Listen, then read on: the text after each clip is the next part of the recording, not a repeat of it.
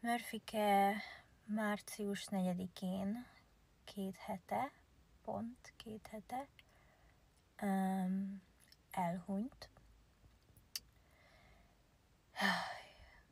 Nem állok készen ezt a videót készíteni, nem állok készen folytatni az életet, de muszáj.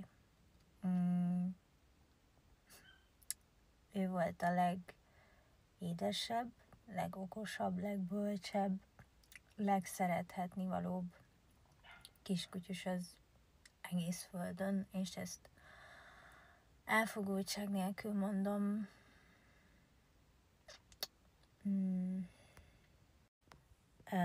Egy vele született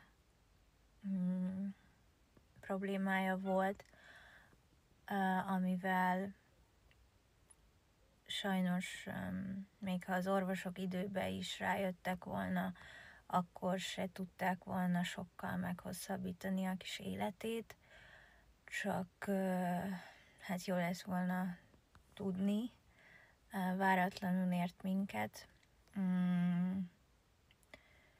Hatalmas trauma volt, és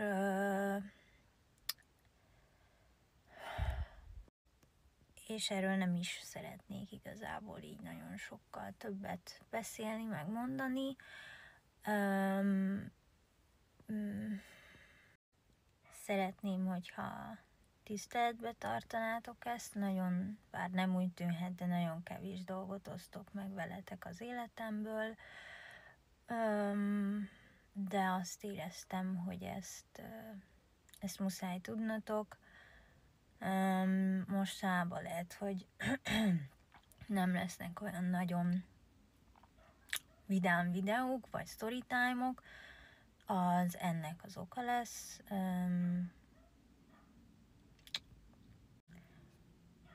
Rózika egyébként jól van, kicsit magányos, de hát most őre támaszkodhatunk leginkább. Murphykének az űrét soha senki nem fogja tudni betölteni, se nekem, se a páromnak. Tényleg egy